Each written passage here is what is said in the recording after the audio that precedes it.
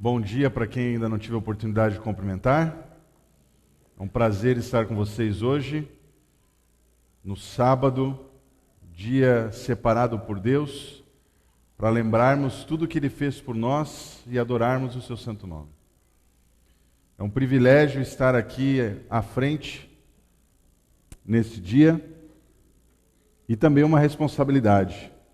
A Igreja do Guatemi é uma igreja especial que, além de receber os seus membros, recebe com muito carinho aqueles que nos visitam a cada sábado.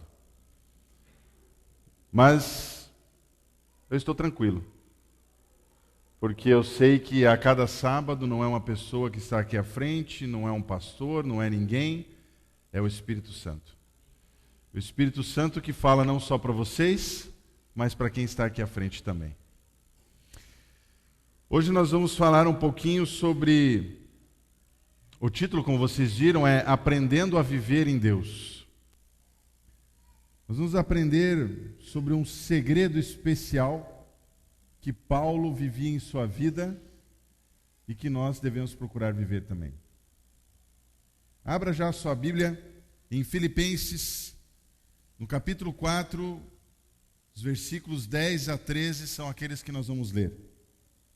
Filipenses, capítulo 4, versículos 10 a 13.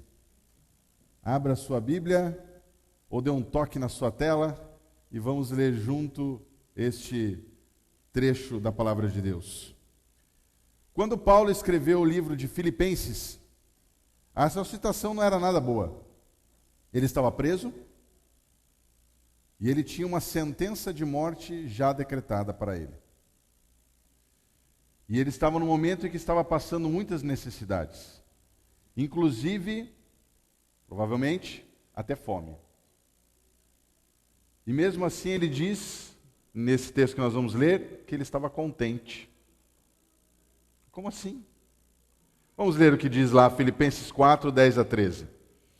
Alegro-me grandemente no Senhor, porque finalmente vocês renovaram o seu interesse por mim. De fato, vocês já se interessavam, mas não tinham oportunidade para demonstrá-lo. Versículo 11. Não estou dizendo isso porque esteja necessitado, pois aprendi a adaptar-me a toda e qualquer circunstância. Sei o que é passar necessidade e sei o que é ter fartura. Aprendi o segredo de viver contente em toda e qualquer situação. Seja bem alimentado, seja com fome, tendo muito ou passando necessidade. E o versículo 13, muito conhecido, diz: tudo posso naquele que me fortalece. Eu li aqui na nova versão internacional. Bom, aí você fica pensando, né? Como é que Paulo, preso, já estava decretada a morte dele, passando fome e contente. Será que, se você estivesse na situação dele, você estaria contente? O que a gente pode aprender sobre esses versículos que nós lemos?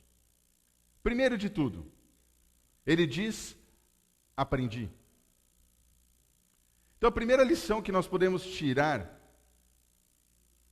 é que o estado de espírito que Paulo estava, contente, não veio por acaso, não veio do nada. Ele aprendeu, ele é um resultado de um aprendizado de anos de experiência ao lado de Cristo. Enquanto a maioria das pessoas, quando passa por tais situações de dificuldade, de fome, de falta de alguma coisa, ou uma tristeza na vida, a morte de uma pessoa querida, enfim, a perda de um emprego, enfim. Tem pessoas que, quando passam por isso, começam a ficar desconfiadas e entristecidas e amargas com essas experiências em suas vidas. Paulo, com essas mesmas experiências, sem recursos financeiros, passando fome, preso, prestes a ser morto, ele aprendia com essas experiências. Ele aprendeu que o segredo é continuar vivendo contente. Ele, Paulo, cada experiência dessas que ele passava, experiências boas ou ruins, ele achava que aquilo era uma excelente oportunidade para aprender a viver melhor. Será que para nós hoje não é isso que está faltando? Será que para nós não está faltando aquilo que Paulo teve, que era uma atitude de aluno? Uma atitude positiva diante de tantas dificuldades e sofrimentos? Às vezes é isso que falta para a gente. Parar para pensar que tudo o que acontece na nossa vida serve para nos ensinar alguma coisa. Eu não gosto muito dessa teoria que alguns dizem que Deus, de propósito, traz o mal para nós aprendermos. Eu não acredito, não gosto e não acredito. Mas eu acredito que, bom, nós vivemos num mundo em pecado. E as coisas ruins acontecem. E às vezes Deus se utiliza dessas coisas ruins para nos ensinar algumas lições. Bom, eu aprendi que eu tenho que aprender, não é? Tem que aprender com todas as situações. Essa é uma das dicas de Paulo. Outro ponto que Paulo traz é viver contente. Quando você lê o texto bíblico, você percebe que a palavra que foi traduzida como contente, no original grego, ela pode ser usada como autarkes ou autocrates. E essas duas palavras também se originou as palavras autarquia e autocracia. Qual que é a diferença entre elas? Autarquia, ela significa um governo autônomo. Significa uma administração autônoma que acontece sem interferência de um poder central. É uma coisa que te dá autonomia. Também vem a palavra originada disso daí. Autonomia. O que é autonomia no contexto religioso, no contexto da tua relação com Deus? Significa que você pode agir com Deus, mas Ele te deu uma coisinha muito especial, que é verdade que trouxe alguns problemas para a humanidade, mas uma coisinha muito especial chamada livre-arbítrio. Você tem Deus como seu comandante, mas você tem o livre-arbítrio. E autocracia é aquela forma de governo que só uma pessoa tem o poder. E ela manda e desmanda sem se importar com os seus governados. É como se Deus tivesse feito o ser humano sem o livre-arbítrio. E se ele tivesse feito o ser humano sem livre-arbítrio, ele não seria um Deus de amor.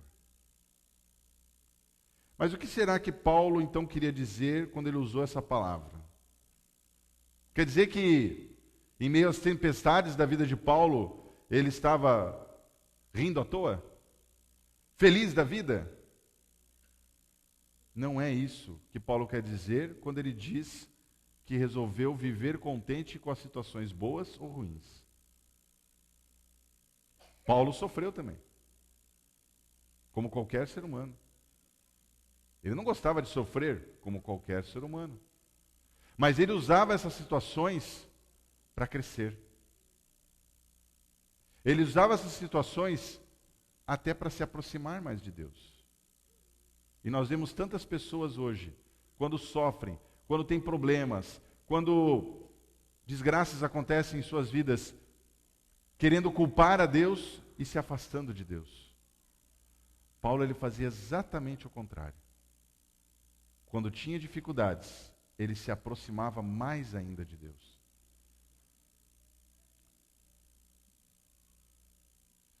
Será que nós poderíamos aprender a fazer isso também? Será que nós poderíamos aprender a exercitar a coragem de estar contente mesmo nos momentos difíceis? Mas aí você diz assim, bom, buscar a Deus Quando eu tenho dificuldades, isso eu faço. Eu sou cristão, eu sei que Deus é poderoso e Ele pode me ajudar, e é nas dificuldades que eu preciso seguir Ele. É nas dificuldades que eu preciso me aproximar dEle. Isso é verdade. Mas e quando está tudo bem? Qual é a sua reação? Quando tudo está funcionando, quando você não está passando nenhuma dificuldade, quando não tem nenhum problema acontecendo na sua vida, ou pelo menos problemas graves, né? Você lembra de Deus? Paulo tinha esse detalhe. Paulo sabia que nós precisamos aprender a manter a serenidade em toda e qualquer situação. Na hora da humilhação ou na hora da exaltação. Na hora da fartura ou na hora da fome. Na hora da abundância ou na hora da escassez. O problema é que a maioria de nós não sabe administrar nenhuma situação e nem outra. Quando nós estamos, entre aspas, por baixo, então a gente xinga, reclama, culpa a Deus, fica chateado, colocamos ódio e mágoa no coração, e é assim que a maioria faz. Quando está tudo bem, ou seja, você está por cima, então nós esbanjamos e humilhamos quem está por baixo. Esquecemos de Deus, começamos a colocar na nossa cabeça, na nossa mente, que aquilo que você tem foi por causa do teu próprio esforço. Não foi ninguém que me deu. Eu me esforcei e eu consegui. Deus não tem nada a ver com isso. E quantas vezes eu já ouvi isso? Eu consegui, eu fiz, eu isso, eu aquilo. E Deus? Só quando eu tenho problemas. Aí eu vou atrás de Deus. Eu conheço pessoas próximas de mim que é bem assim que acontece. Quando tudo está ruim na vida da pessoa, quando a pessoa está lá por baixo, quando ela precisa fazer um tipo de trabalho que suja as mãos, que dá problema, que dá dor de cabeça, aí ela busca a Deus, ela atua na igreja, ela ajuda na igreja. Mas daí, se Deus resolve dar uma bênção para essa pessoa, e ela começa a prosperar um pouquinho mais, começa a ter um pouco mais, às vezes, de bens materiais, menos preocupações, né, na vida, aí a pessoa começa a esquecer um pouquinho de Deus, para de estudar um pouquinho a Bíblia, já fica com preguiça de ir na igreja ajudar um pouquinho na igreja, já vai deixando de lado a gratidão a Deus através dos dízimos das ofertas, e enfim, e ela começa a se distanciar de Deus e esquecer de Deus. E começa a pensar, eu fiz isso, eu conquistei, eu sou inteligente, eu tenho poder, e Deus fica para a segunda, terceira, quarta, quinta opção na vida da pessoa. E daí começa tudo de novo. Ela perde tudo. E daí ela busca Deus. E esse é o processo. Não era assim com o povo de Israel também? Você sabe da história?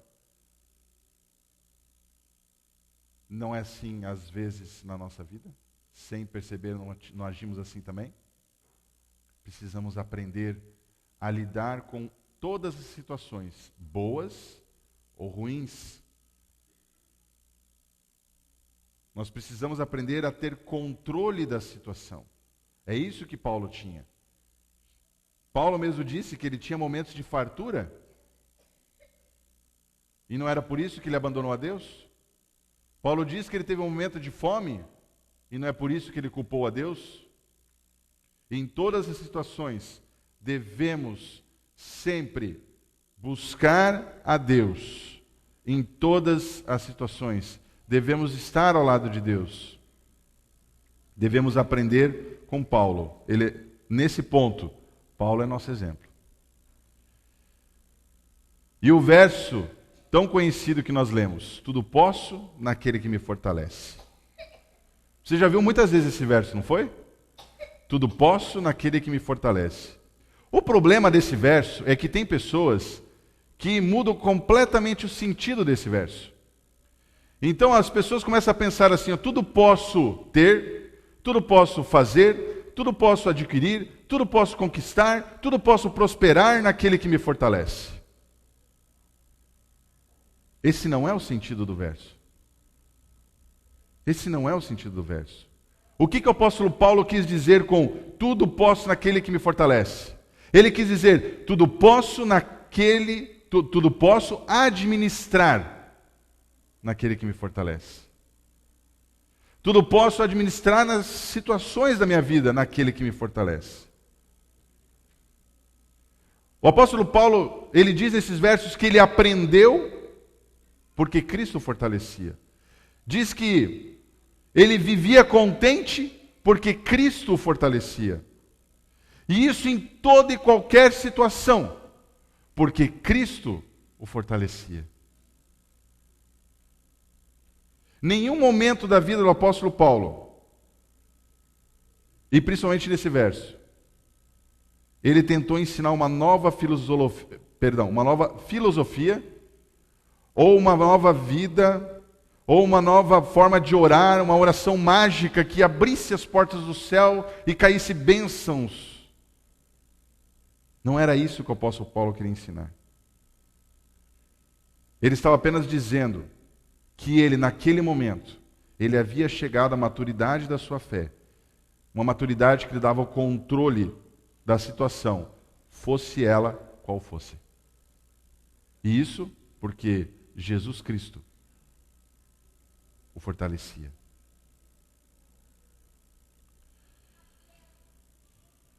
O ano era 2010. Nós estávamos, eu e minha família, felizes,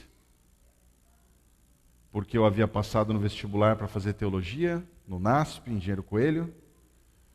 Nós estávamos, naquele ano, indo começar uma jornada que seria não só de 4 anos, mas seria para a nossa vida inteira. Fizemos lá o primeiro semestre, e chegou o momento então das férias de julho, e nós tínhamos que buscar o nosso sustento. O curso de teologia existe muito tempo de estudo, não há como fazer trabalho paralelo. E precisávamos buscar o sustento para sobrevivermos a mais um semestre. E fomos então para a colportagem. Quem não conhece a colportagem é o sistema que a Casa Publicadora Brasileira oferece aos alunos de qualquer faculdade, não só teologia, para vender livros, para você conseguir os recursos então para se manter nos estudos. E fomos então, nas férias de julho, trabalhar com isso. Ficamos na cidade de São Paulo, trabalhando especificamente na região de São Bernardo do Campo. Passamos a estar juntos com a igreja do Riacho Grande, em São Bernardo do Campo. Talvez alguns conheçam, talvez não. Mas é uma igreja muito bonita. Os membros da igreja são bem calorosos, assim como os da igreja de Iguatemi. Também tem muita visita lá sempre, e é bem gostoso. E nós, então, durante a semana, fazíamos visitas a esses irmãos e apresentando material. Só que o nosso principal objetivo nessa campanha era fazer com que voltasse às famílias a importância do culto familiar. Então, quando nós íamos à casa dessas famílias, nós fazíamos um culto com essa família.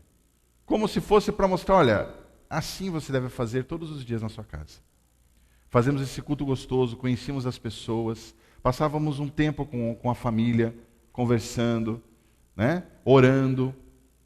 Depois tínhamos ali um momento gostoso de confraternização e apresentávamos o material, enfim, essa era a nossa função ali. Bom, tinha passado 15 dias já de trabalho, nós estávamos, como eu disse, em São Paulo, e como fazia apenas um semestre que estávamos longe de Curitiba, de onde viemos, estávamos com saudade dos nossos parentes, não estava acostumado assim a ficar tanto tempo longe, Com o tempo a gente vai se acostumando, mas ali estava no começo, A gente pensou, dar um pulinho em Curitiba, né? A minha esposa ali queria ver a mãe e os irmãos, a minha filhinha queria ver os avós. Bom, então tá. Pensei assim, faço a visita à noite, depois da visita viajo, vou para Curitiba, deixo minha esposa lá, passo um dia e volto para continuar o trabalho. Já havia feito esse trajeto Curitiba-São Paulo, Curitiba-Unasp, enfim, à noite, não tinha tido problema. Mas acontece que a visita que nós fomos fazer naquela noite, ela acabou meia-noite e pouquinho. Conversa vai, conversa vem, acabou indo até mais tarde. Voltamos para o lugar onde estávamos hospedados para pegar a bagagem e ir então a fazer a viagem. Isso quando nós saímos de lá já era mais ou menos meia-noite e meia. Acontece que eu não contei com a seguinte situação. Das outras vezes, eu tinha ido viajar à noite e estava totalmente descansado. Dessa vez, uma sequência de visitas à noite, sempre indo dormir tarde, acordando cedo, não percebi como estava cansado. Mas, mesmo com a tentativa do líder ali da nossa campanha de comportagem de me convencer aí no dia seguinte, mas eu pensava, se eu for no dia seguinte, eu vou perder umas visitas que estão marcadas, são compromissos, não quero desmarcar. Não, eu vou viajar à noite mesmo. E ele preocupado, eu falei, não, eu vou sim. Ele falou, olha, você está cansado, estou vendo o teu rosto. Não, tudo bem, vou tranquilo. Bom, começamos a viagem. Quando estava quase saindo de São Paulo, o pastor da campanha liga para mim. Fala assim, Ricardo, volta. Não viaja essa noite. Eu falei, não, mas que coisa, gente. Eu tenho que ir, eu tenho que voltar, né? Deus já estava dando uns recadinhos e eu não estava escutando. E fomos fazer a viagem. Quando chegou, mais ou menos na altura ali da Serra, e fugiu, do Cafezal, é isso o nome, né? E é uma serra meio perigosa, que ainda não está toda duplicada. Naquela época não estava nada duplicado ainda. Ali eu já começou a bater o cansaço. E minha esposa nem sabe, mas ali eu já comecei a piscar. E Deus estava cuidando. Já comecei a dar umas piscadas. Paramos em registros, nós costumávamos sempre parar em registro. Paramos em registro. Mas eu queria chegar logo em Curitiba. E eu pensava assim, olha, estou cansado, mas quanto antes eu chegar, melhor. Aí eu posso descansar. Ficamos acho que uns 10 minutos parados ali, continuamos. E eu continuava do mesmo jeito cansado. E a teimosia, né? Minha esposa falou assim, não, vamos ver um posto de gasolina, vamos parar. Vamos parar para dormir. E parece que o homem tem uma coisa, né? Às vezes não quer ouvir a esposa, né? Eu falei, não, estamos chegando. Mais uma hora a gente chega. Aí paramos num posto a mais ou menos 40 quilômetros de Curitiba. Precisava abastecer. E quando a gente estava chegando, a gente pensou, vamos ficar aqui. Vamos dormir um pouquinho. Mas daí quando a gente parou e abasteceu, a gente percebeu que, sabe quando você tem um sentimento? Parecia meio perigoso por ali. Meio escuro e tal. Eu falei, não, já estamos chegando. Mais uma hora a gente chega. Decidi continuar a viagem. Quando faltavam 30 quilômetros para chegar em Curitiba, 2 quilômetros antes do último pedágio, eu dormi no volante. E o resultado foi isso dali, que eu acho que eles vão colocar na tela. Pode ir passando as fotos. São 5 fotinhos, pode ficar na última daí. A única coisa que eu me lembro é que são 2 pistas, né? Eu estava me preparando para ultrapassar um caminhão que estava na minha frente.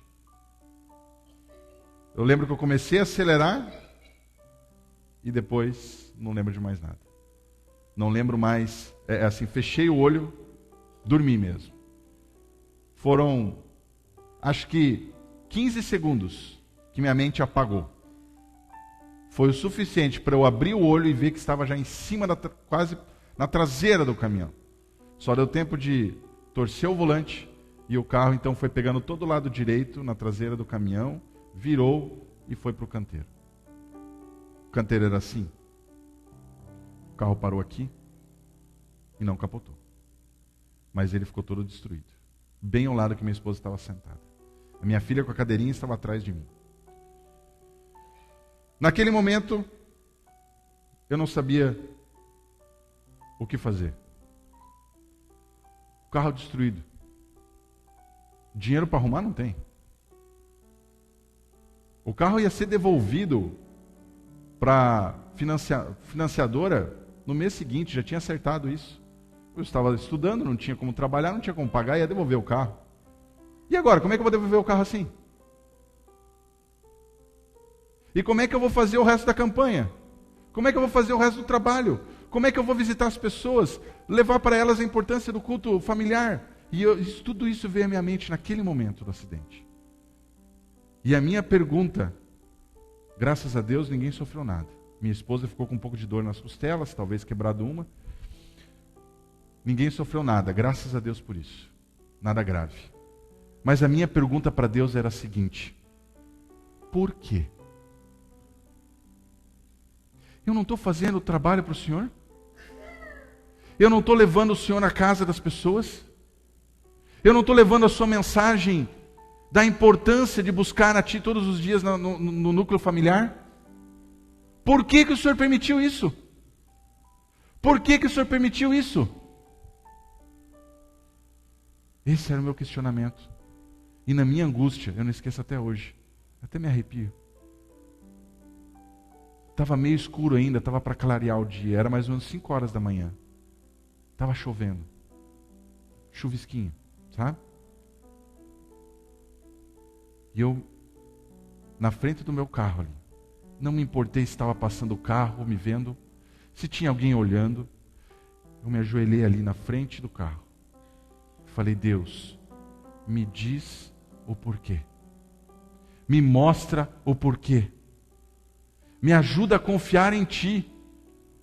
Me dê forças para confiar em Ti. Porque eu não estou entendendo.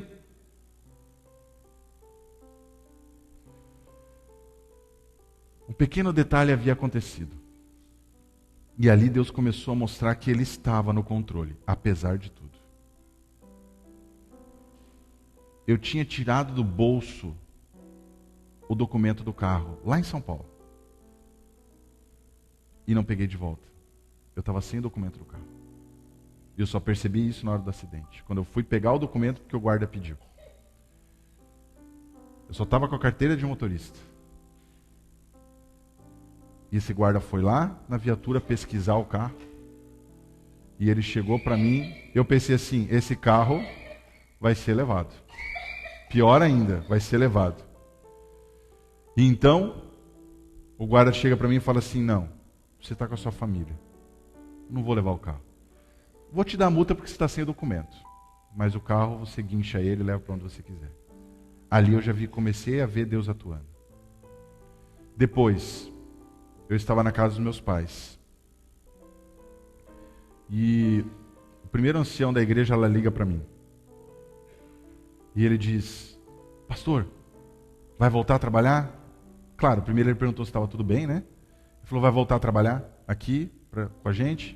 Eu falei: irmão, eu não sei. Não tem carro. Como é que eu vou fazer as visitas? Todo mundo mora longe? Espalhado por São Paulo inteira? Ele falou assim: não, pastor, vem. Eu tenho um carro para você trabalhar. Disponível para você, pelo tempo que você quiser. Irmãos, eu voltei para São Paulo. E peguei esse carro. E continuei a trabalhar para Deus. E Deus, esse carro depois foi passado para o meu nome. Esse carro eu usei todo o tempo que eu estava no NASP. A gente não sabe as coisas que Deus tem, o caminho que Ele segue. A gente tem que ter confiança de que Ele sabe o caminho que nós devemos seguir. Vendo a história de Paulo, Quem sou eu para me comparar com Paulo? Mas vendo a história de Paulo e esse texto específico, eu percebo: tudo posso naquele que me fortalece. Se não tivesse acontecido isso, o carro ia ser devolvido no mês seguinte, esse carro ali. Eu ia ficar sem carro. E sei lá quando que eu ia ter outro carro. Deus sabe o que faz. Eu vejo Deus atuando na vida de cada um de nós, não é só na minha. Esse foi o primeiro dos milagres que Deus fez em nossa vida. O primeiro milagre de nos proteger, mesmo que o bem material tenha sido destruído. O milagre foi nos proteger. Depois foi cuidar de nós. Durante os 4 anos que eu passei no NASP, não dá tempo de contar tudo que Deus fez por nós. Deus fez muita coisa, mas muita coisa mesmo. Em momentos que nós achávamos que íamos passar fome, Deus nos providenciou alimento. Momentos que achávamos que íamos ser despejados de onde morávamos por falta de pagamento, Deus proveu. Nós ficamos morando na mesma casa os 4 anos. Eu aprendi nesses 4 anos na faculdade a confiar neste Deus maravilhoso que nos criou. Mesmo em meio às dificuldades, saiba administrar, porque você pode ter a certeza de que Deus está contigo todos os momentos. O conjunto vai cantar uma música agora. Essa música fala sobre uma coroa. Fala sobre um momento especial em que você vai receber uma coroa. Mas para você receber essa coroa, você tem que aprender a viver contente, confiando em Deus. E Ele é o único ser no universo que você pode confiar 100%. Mesmo que às vezes você não entenda o que Ele está fazendo, você pode confiar que é o melhor para a sua vida. Confie em Deus. E um dia, essa coroa, ela será sua. Se você quer a partir de hoje passar a confiar nesse Deus cegamente, ou renovar a sua confiança em Deus, escute essa música. Preste atenção na letra desse hino. E se esse for o seu desejo, fique em pé. Mas não fique em pé porque eu quero ver você em pé. Fique em pé porque Deus pede uma atitude sua. Que você demonstre a Ele que você realmente confia nele. Faça isso por Ele. Não por ninguém mais, mas por Ele.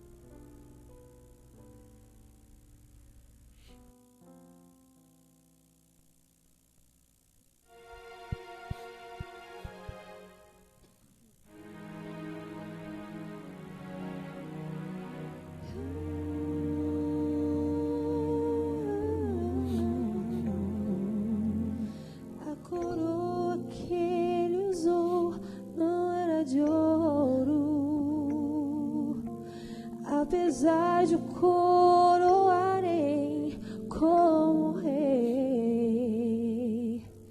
não era de rubi ou diamantes, mas era feita só de espinhos vil.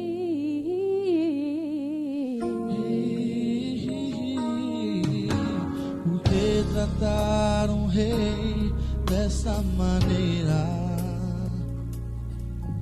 E por que fazer usar coroa tal? Ele nunca foi forçado a usá-la, mas por amor deixou cena real. A coroa que Jesus usou na cruz fora feita para mim.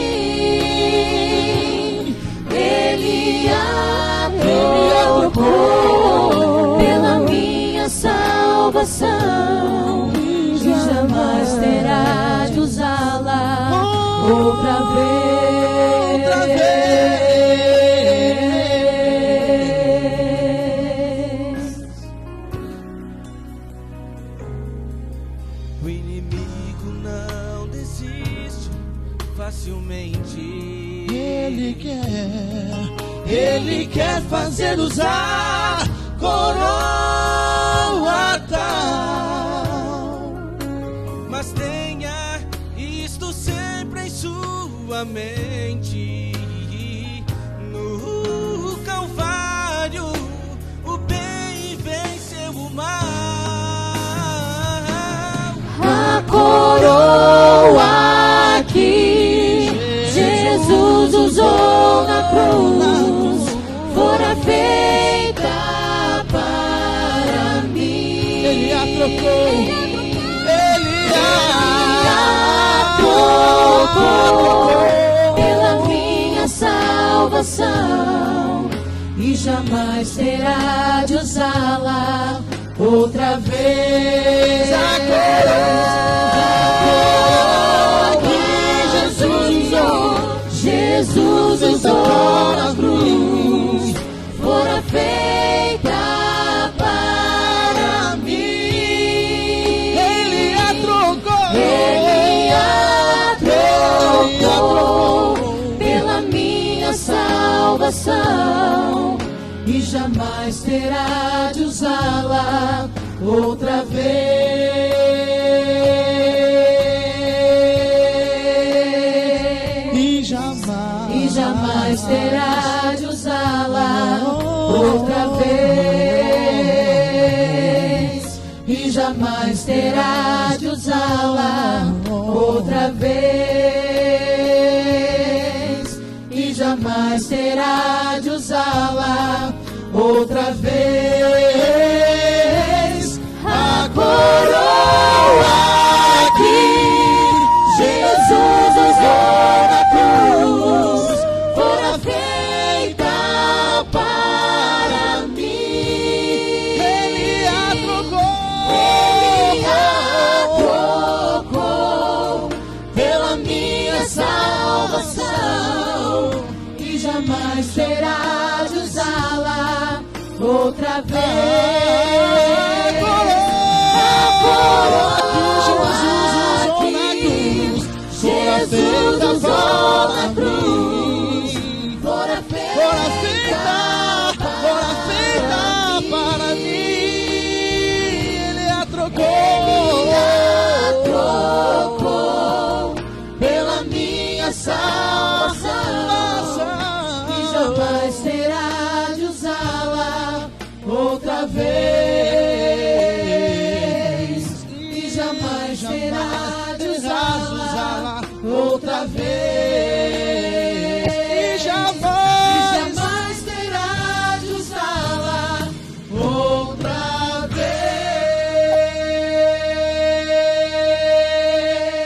vez. Sabe? Uma lição para mim ficou dessa experiência. Quando você está próximo de Deus e você está procurando fazer aquilo que Deus lhe pede, quando você procura cumprir a missão que Deus lhe deu, Satanás, ele vai tentar colocar o dedo na sua vida.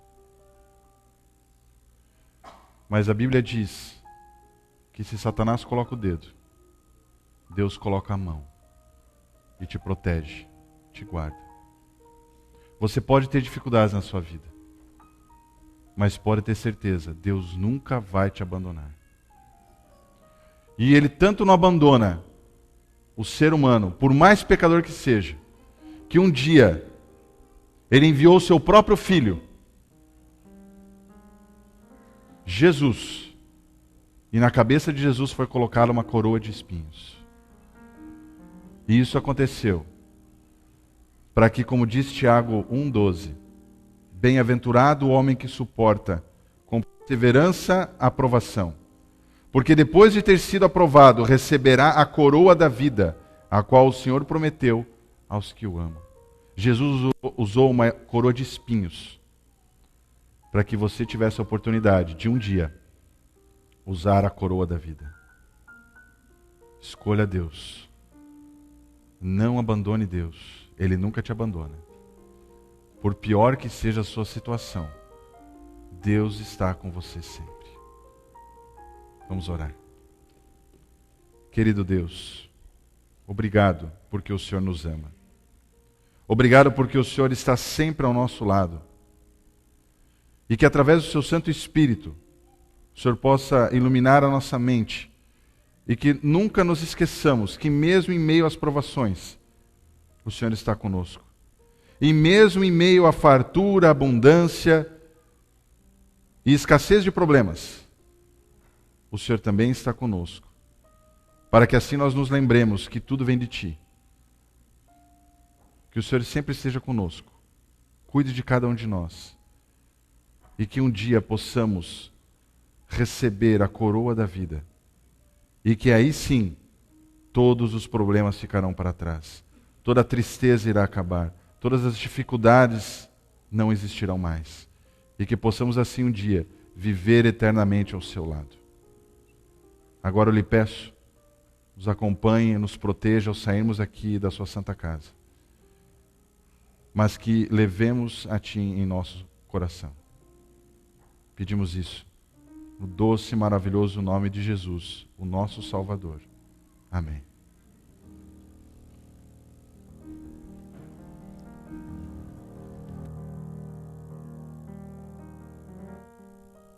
Queridos, por gentileza, peço que vocês se sentem um instante, por favor. Pastor Ricardo Espada estará à porta. Todos os membros da comissão da igreja, em caráter excepcional, nós pedimos que se dirijam ao salão aqui dos jovens, juntamente com o ministerial do campo, pastor Cancela. Por favor, todos os membros da comissão da igreja já poderão levantar-se agora e se dirigir aqui ao salão dos jovens, exatamente pela minha porta à esquerda. Todos os anciãos e diretores de departamentos estão sendo convidados e também convocados para essa reunião extraordinária aqui, repito, no Salão dos Jovens. Então vocês já poderão levantar-se e já se dirigirem para o Salão dos Jovens aqui à minha esquerda. E nesse instante, nos levantaremos mais uma vez para louvar ao Senhor. Deseja a quem está do seu lado um feliz sábado. Dê um abraço e cante conosco. Um dia de esperança. Esse é um dia maravilhoso do Senhor.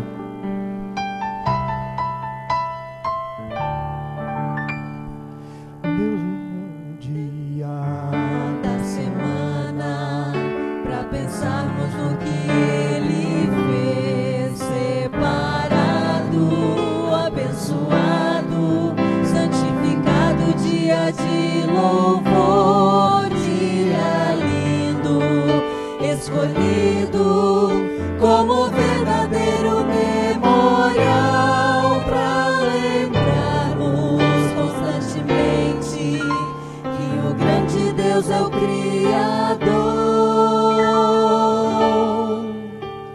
O sábado é um dia de esperança, de lembrança, de descanso pleno do labor. É dia de esperança, de aliança entre o povo e o seu Senhor. É dia de alegria, de harmonia, é dia de canção e poesia, tempo abençoado, santo dia do Senhor. Livres de cuidados desta vida, nos voltamos para o Salvador. Estudamos a palavra, aprendemos mais do seu amor. Neste dia tão precioso, dedicamos tempo para servir aos que tanto necessitam de atenção e um pouco de amor.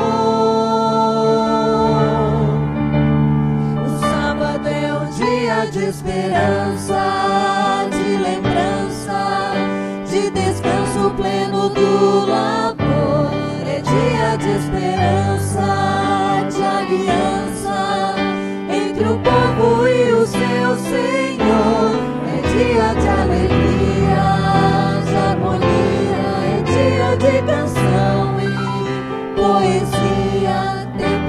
abençoado, santo dia do Senhor.